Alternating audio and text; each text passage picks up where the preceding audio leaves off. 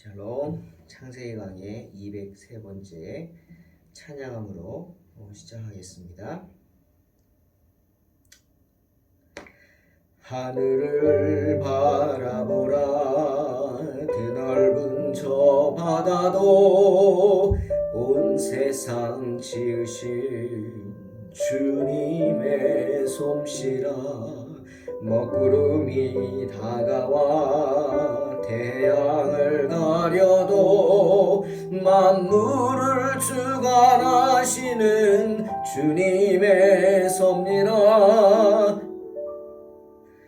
모두 고개를 들고 어두운 마음을 열어 크신 주님의 능력을 바라보라. 너와 나 지으신 주의 놀라운 손길, 우리 다 함께 주를 찬양해.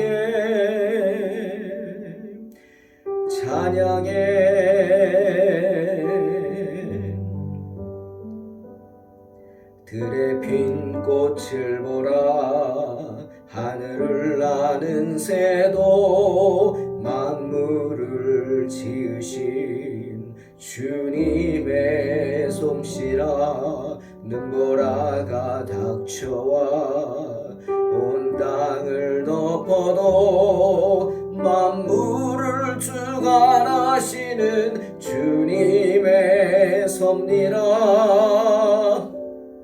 모두 고개를 들고 어두운 마음을 열어 크신 주님의 능력을 바라보라. 너와 나 지으신 주의 놀라운 손길, 우리 다 함께 주를 찬양해.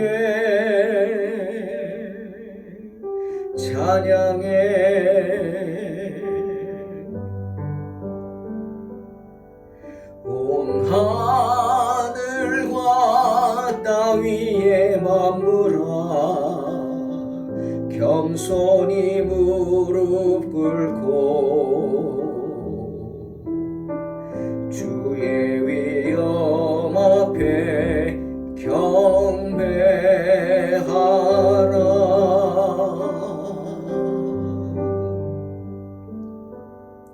모두 고개를 들고 어두운 마음을 열어 크신 주님의 능력을 바라보라. 너와 나 지으신 주의 놀라운 손길, 우리 다 함께 주를 찬양해.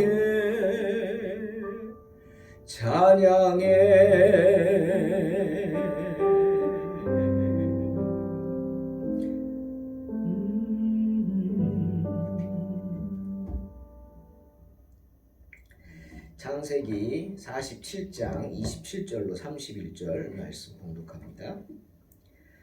이스라엘 족속이 애굽 고센 땅에 거주하며 거기서 생업을 얻어 생육하고 번성하였더라.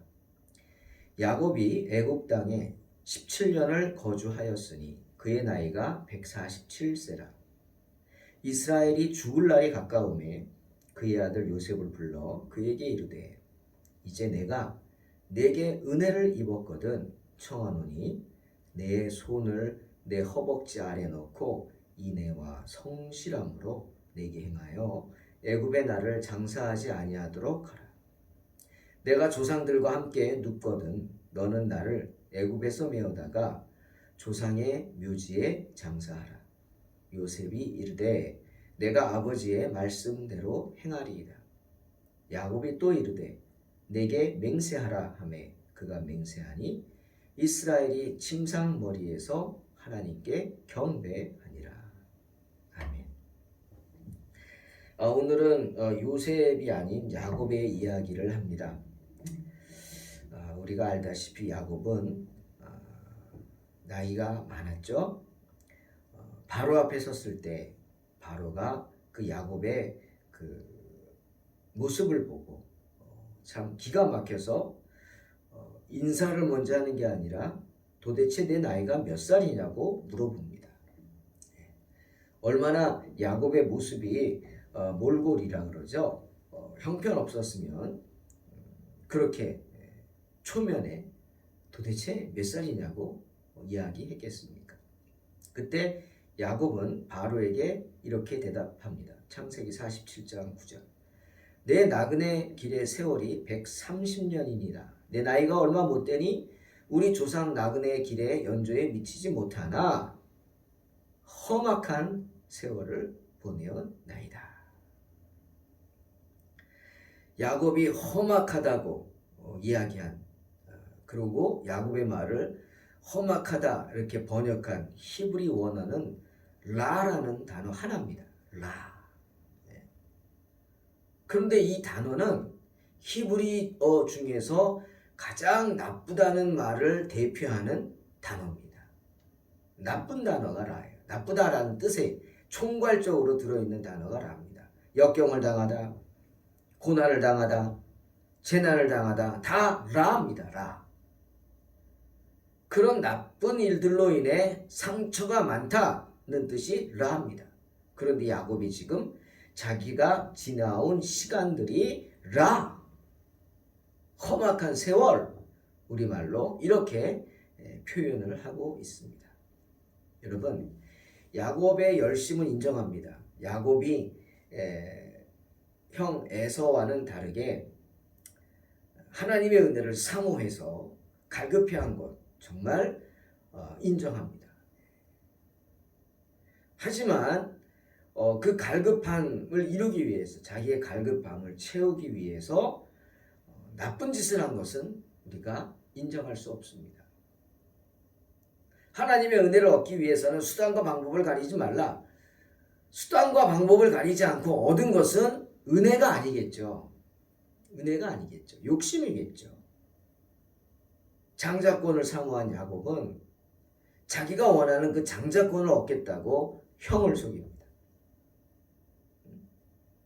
어리석은 에서기에 차축 한 그릇에 파는 어리석음을 행했지만 에서는 그렇다 치고 아비를 속입니다. 아비.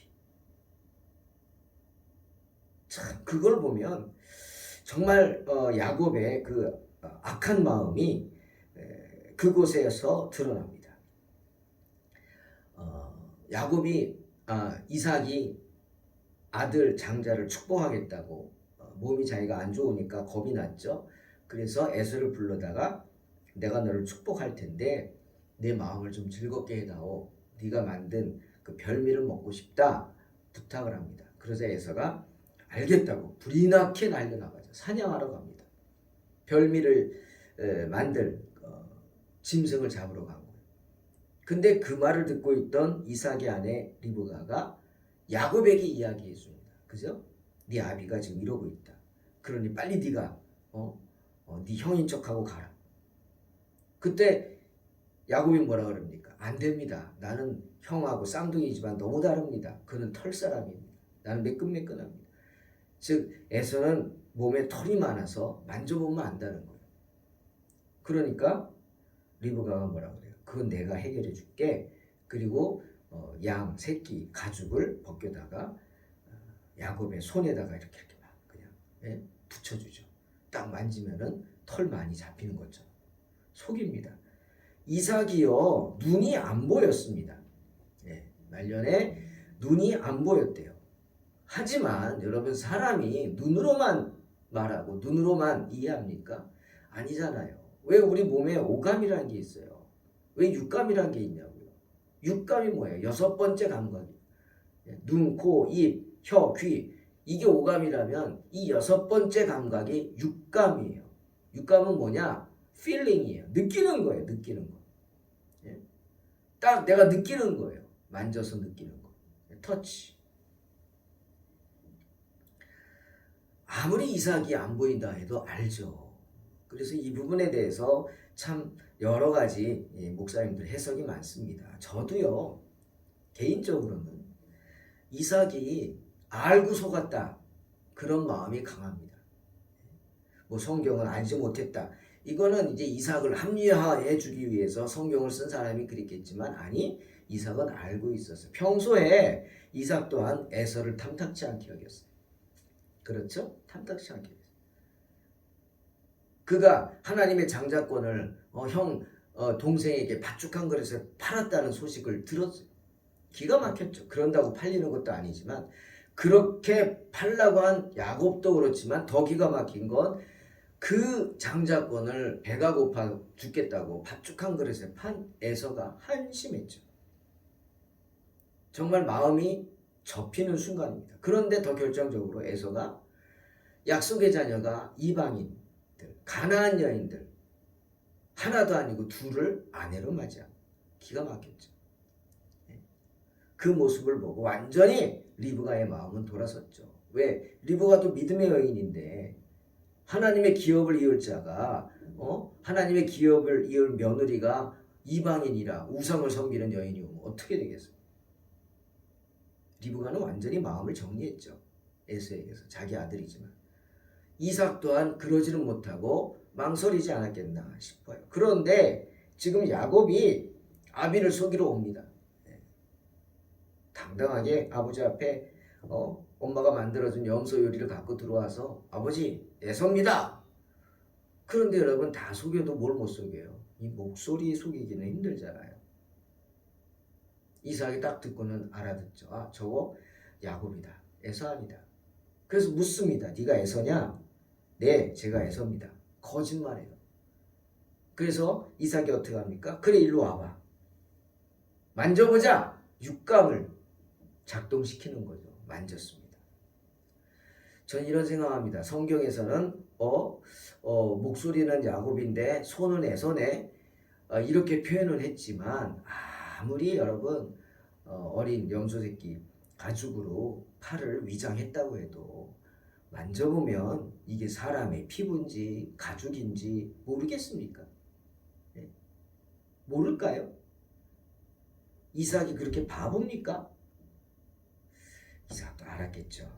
그래서 뭐라 그럽니까? 창세기 27장 24절에 한참을 만져본 후에 마지막으로 묻습니다.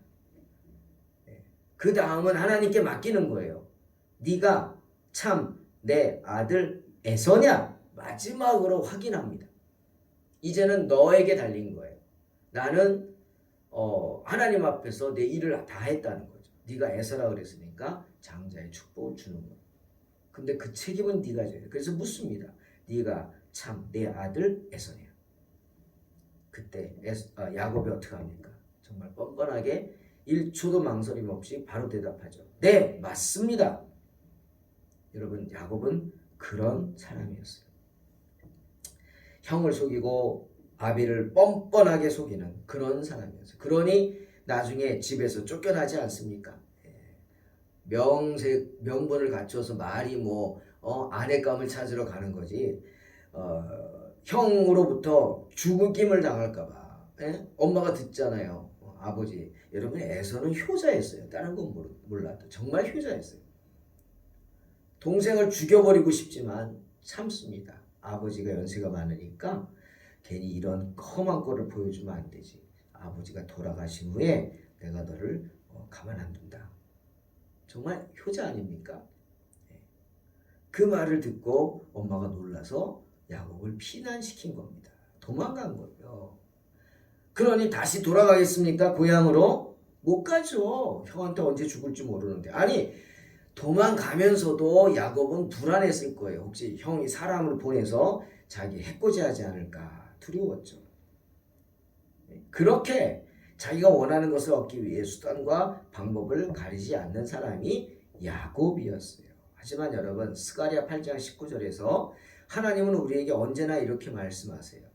오직 너희는 진리와 화평을 사랑할지니라.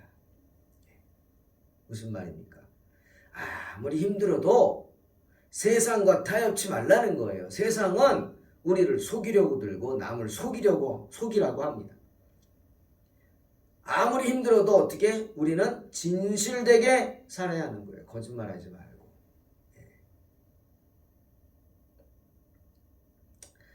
참 거짓말하지 않는 거 힘들다고 생각하겠죠. 살면서 거짓말 안 해본 사람 어디 있냐고 그럴 거예요. 적당히 거짓말하고. 또 어떤 분은 그러더라고요. 말할 거 안 하는 거는 거짓말 아니라고. 안 해도 되는 건 하지 말라고. 그렇게 얘기하더라고요. 하지만 저는 또 그런 생각합니다. 저도 뭐 그런 말 많이 듣지만 제 별명이 뭐 친구 목사님이나 저를 아는 오래 한 분들이 그러더라고요. 제 별명이 아메바래요. 아메바가 뭐예요? 단세포 생물이에요. 단순하다는 거예요. 그거는 어떻게 들으면 칭찬이지만 또 어떻게 들으면 비꼬는 거죠. 아메바 같은 사람이라. 그래요. 저는 그렇게 살아왔어요. 단순하게. 그냥 아닌 건 아니고 맞는 건 맞고 내 감정을 뭐 음흉하게 숨기고 그렇지 않고 또 있는 그대로 말하고 그렇게 살아왔고 그런 마음으로 개척을 했고 지금까지 왔어요. 아마 우리 동탄 소망교회 성도님들은 저를 다 뚫어보고 있을 거예요. 왜? 난 아메바니까. 선하게 보시기 바랍니다. 그런 선함으로 교회를 함께 세워나가기를 진정 원합니다. 거짓말은 안 되는 거잖아요. 주님이 말씀하신 거, 너희는 진리와 화평을 사랑하라. 그런데 야곱은 그러지 않았어요. 속이고 자기의 목적을 이루기 위해 수단과 방법을 가리지 않았어요. 그런 사람이 어떻게 알고 나면 저 사람이 나한테 그런 걸 알고 나면 어떻게 나랑 화평한 관계가 되겠어요? 믿음이 갑니까? 같이 밥 먹고 싶어요? 차도 마시고 싶지 않죠. 아니 옆에 와서 악수도 하기 싫을걸요. 그런데 야곱은 그렇게 눈 하나 깜짝하지 않고 면전에서 아비를 속입니다. 아비가 다 알고 묻는데도 네, 에서입니다. 기가 막힌 사람이었어요. 하지만 성경은 분명히 말씀하십니다. 시편 5편의 6절에서 거짓말하는 자들을 멸망시키리이다. 여호와께서는 피 흘리기를 즐기는 자와 속이는 자를 싫어하시나이다. 말씀하십니다. 결국 야곱이 자기가 원하던 장자권을 빼앗았을 수는 있어요. 빼앗았죠. 쟁취했어요. 하지만 잠언 14장 8절 슬기로운 자의 지혜는 자기의 길을 아는 것이라도 미련한 자의 어리석음은 속이는 것이니라는 말씀처럼 야곱은 어리석은 자였어요. 말씀대로라면 정말 어리석은 거예요. 왜? 남을 속이려고 했고 결국 그 속임으로 자기도 속게 됩니다. 라반에게 속는 거 보십시오. 뿌린 대로 거두는 것입니다. 욥기 4장 8절에서 말하죠. 악을 밭갈고 독을 뿌리는 자는 어떻게? 그대로 거둔다. 야곱은 비록 그것이 악한 일이라 할지라도 꾀를 부려서 굳게 서려고 했습니다. 자기가 행하는 거 악하다고 몰랐겠어요. 알면서도 내가 살아야겠다. 내가 장자를 대하겠다. 이상하게 이스라엘 사람들은 장남한테 모든 걸 몰아줬어요. 우리나라랑 비슷하죠. 장남한테 모든 걸 몰아줬어요. 저도 장남인데 제 아버지가 그러셨던 것 같아요. 그래서 지금도 동생들이 저한테 별로 감정이 안 좋은 게 있을 거예요. 오빠한테 아빠가 다 해줬다고. 그러고 보니까 정말 저희 아버지가 저에게 많은 것을 투자해 주셨고 또 거기에 비례해서 저 또한 아버지를 실망시켜드리지 않기 위해서 아버지 말씀에 반대한 거 딱 한 번 있어요. 목사 된 거. 직장 그만두고 신대원 간다 그럴 때 가지 말라 그랬는데 그 말씀 안 듣고 목사가 된 거. 그거 말고는 없는 것 같아요. 여러분 잠언 22장 8절에서 뭐라 그럽니까? 악을 뿌리는 자는 재앙을 거두리니 그 분노의 기세가 쇠하리라 말씀하십니다. 또 잠언 12장 3절에서는 사람이 악으로 굳게 서지 못한다. 야곱은 악한 일을 행하면서 자기가 굳게 설 줄 알았죠. 하지만 뭐라고? 사람이 악으로서 굳게 서지 못해요. 부당하게 취한 이득은 오래가지 못하는 거예요. 이득을 얻기 위해 불의를 행하고 악을 뿌리는 자는 재앙을 거두게 된다는 겁니다. 야곱은 그 재앙을 평생에 걸쳐서 거두어들이지 않습니까? 우리 창세기의 내용들을 한번 자세히 들여다보면 야곱이 얼마나 힘들었는지, 그러니까 자기가 험악하게 살았다 고백하는 거예요. 먼저 아내가 4명이라 좋았을까요? 모르겠어요. 예? 아내가 4명이라 좋았을 수도 있겠죠. 하지만 4명의 아내들 사이에서 정말 그들의 여인들의 시기와 질투 속에 시달려야 했어요. 하나의 사건만 보면 돼요. 예? 서로 싸우죠. 야곱을 데려가서 자기 장막에 데려가겠다고 싸웁니다. 참 이건 행복한 건가요? 예. 남편이 안 들어왔으면 하는 사람들도 있겠죠. 귀찮으니까. 예. 나이 들수록 더 그렇죠. 예. 참 서글픈 이야기지만 그럴 수도 있을 거예요. 그러니까 오죽하면 이사 갈 때 집에 있는 애완견 껴안고 있는다며요. 그리고 아내가 곰국 끓이면 겁낸다며요. 그런 말이 왜 나오겠어요? 그런데 야곱은 그 힘든 몇 날 며칠을 들여서 양을 쳐야죠. 목초지까지 가려면. 그러고 시달리고 지친 몸으로 집에 들어와서 쉬려고 하면 자기 의사와는 상관없이 4명의 아내들이 서로 질투하고 시기하고 거래하고 그래가지고 와서 남편을 끌고 갑니다. 이게 뭔지 모르겠지만 행복한 건가요? 서로 모셔가려고 하니까 행복한지 모르겠지만 그렇게 끌려갔어요. 합판치의 사건이 그거죠. 예? 레아가 와가지고 내가 라헬에게 합판치 팔았다. 그래 너 합판치 가져가는 데서 오늘 밤 남편 내 거다. 와가지고 문 밖까지 나와서 야곱이 지친 몸으로 오니까 잡아다 끌어가잖아요. 참 힘들었을 겁니다. 그리고 어미가 서로 다른 아들들 사이에서 자녀들 사이에서 시기와 질투 그리고 서로 정실부인과 첩의 아들들 이 차별 또 사랑하는 라헬의 아들 또 덜 사랑하는 레아의 아들 이런 차별 서로 간에 그리고 그들의 죄악된 행위 그것을 바라보는 아비의 마음 고통이었죠. 그 대표적인 게 형들이 시기심으로 동생 요셉을 죽이려고 한 사건이죠. 또 욕망을 이기지 못하고 르우벤이 그래도 명목이 어머니인데 서모지만 비라와 가늠한 통간한 그런 이야기 기가 막힌 얘기죠. 야곱도 다 알고 있었다는 거예요. 그러니까 나중에 다 안다고 얘기하잖아요. 여러분 그걸 안 후부터 야곱이 비라를 가까이 했을까요? 죽이지 않으면 다행이죠. 그뿐입니까? 디나가 아비 말 듣지 않고 지 마음대로 이방 마을에 가서 무슨 페스티벌에 참여하고 요즘 같은 BTS가 왔나 그런 거 보고 있다가 세겜 추장에게 붙잡혀서 욕보임을 당하고 참 대단한 아픔들이 있었죠. 여러분 야곱은 자기가 살기 위해서 기준이 있었어요. 그 기준이 뭐냐? 기회주의예요. 그리고 이기적인 삶이에요.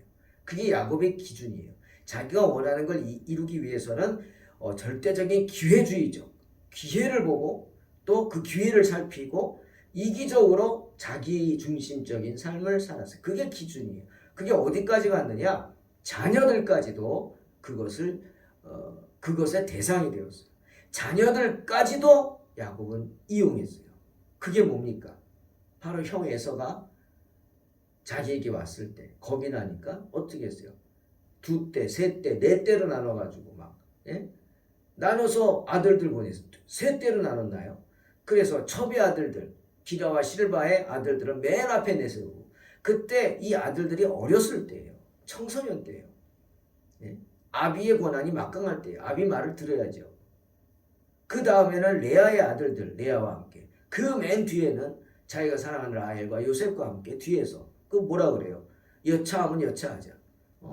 에서가 먼저 앞팀을 치면은 우리는 도망가자.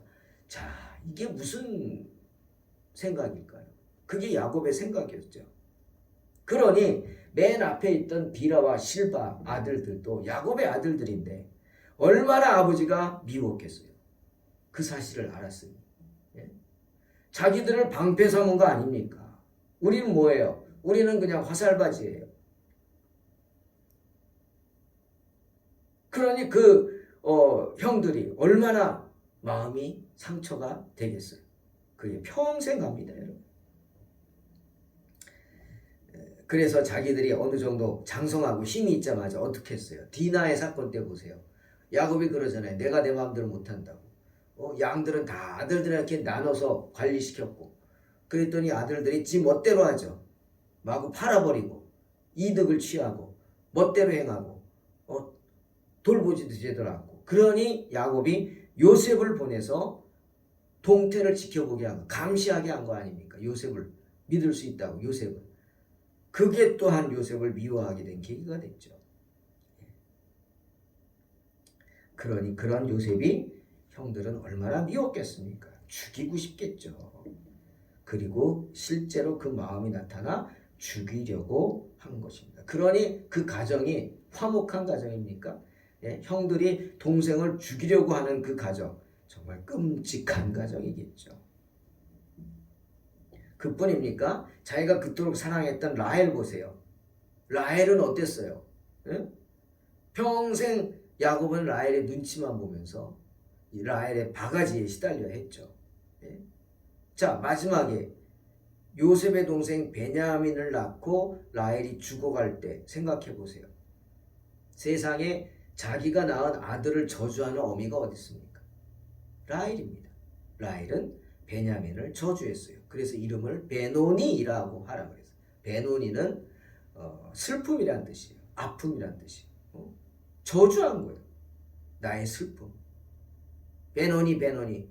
그 베노니라고 이름 지었다면 그는 평생 살면서 나는 엄마를 죽게 한 놈이야. 나는 엄마를 아프게 하고 죽게 한 놈이야. 평생을 그렇게 불리는 거 아닙니까? 그러니까 야곱이 그걸 보고 유언했지만 안 듣고 베냐민이다 라고 고쳐버리는 것이죠. 그런 사람이 라헬이었어요. 그런 여자가 야곱이 가장 사랑하는 아내였다고요.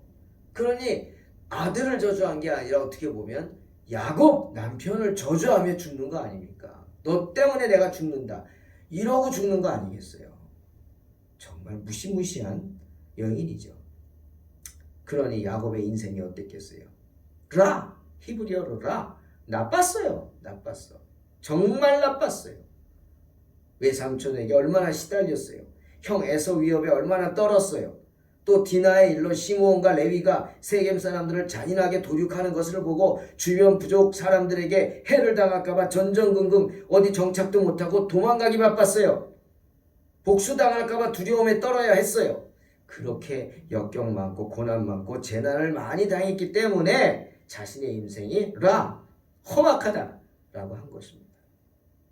그런데 그런 험악한 인생을 산 야곱이 나이 130이 되어서 가나안이 아닌 타향인 애굽의 변두리 고센 땅에서 샬롬의 시간을 보냅니다. 야곱은 고센에서 147세에 하나님의 부르심을 받기 전까지 17년, 18년의 세월 동안 걱정, 근심 없는 처음으로 풍요로운 삶을 누립니다. 애굽의 총리인 아들 요셉의 보호 아래 자손들이 번창하는 것을 보며 평안한 시간을 보냅니다. 하나님의 은혜죠. 하지만 여러분, 야곱은 약속의 자녀입니다. 그렇게 평안한 시간을 보내고 육신은 편안했지만 오늘 보세요. 자신이 이방인임을 결코 잊지 않았어요. 자신에게 하나님이 주신 약속의 땅 가나안을 절대로 잊지 않았어요. 그래서 오늘 요셉을 불러서 맹세시키는 거예요. 뭐라고? 내가 죽으면 분명히 하나님이 너희들 인도하실 것이니 내가 죽으면 나를 이 애굽 땅에 묻지 말고 가나안 땅 아비의 무덤이 있는 곳 막벨락을 묻어다오. 유언을 하는 겁니다. 혹시나 안 들을까봐 안 지킬까봐 요셉으로 맹세하기까지 만듭니다. 여러분, 이 모든 것이 이 야곱의 영적인 갈급함에서 온 일이 아니겠습니까? 이 영적인 갈급함이라는 것은 정말 어떻게 설명할 수가 없는 신비로운 것입니다. 주님의 사랑을 받으면서 주의 전에 있는 그 기쁨, 성령 충만의 기쁨은 세상 그 어느 것과도 비교할 수 없는 것입니다. 우리 시편 84편 10절 보세요. 주의 궁정에서의 한날이 다른 곳에서의 첫날보다 나은즉 악인의 장막에 사는 것보다 내 하나님 성전의 문지기로 있는 것이 좋사옵나이다. 고백하지 않습니까? 이 시편 84편 고라 자손이 쓴 시입니다. 여러분, 고라 자손이 누군지 아시죠? 고라 자손은 민수기 16장에 나오는 고라, 즉 모세에게 반기를 들고 하나님의 뜻에 거역해서 하나님의 진노를 재앙으로 땅이 갈라져 죽은 고라와 다단과 온의 무리, 기억하시죠? 그 고라의 자손들입니다. 그런데 왜 다 죽지 않고 살았느냐? 바로 고라의 아들들 중에서 다 반역에 가담한 게 아니에요. 성경을 보니까 고라의 아들들 중 3명은 반역에 가담하지 않습니다. 그래서 아비의 편에 서지 않습니다. 모세의 편에 섭니다. 참, 이것도 힘든 일이죠. 대단한 일 아닙니까? 믿음의 일입니다. 그래서 그들의 믿음을 하나님이 기억하시고 그 믿음을 인정하셔서 이 3 아들은 하나님에 의해서 특별히 구별됩니다.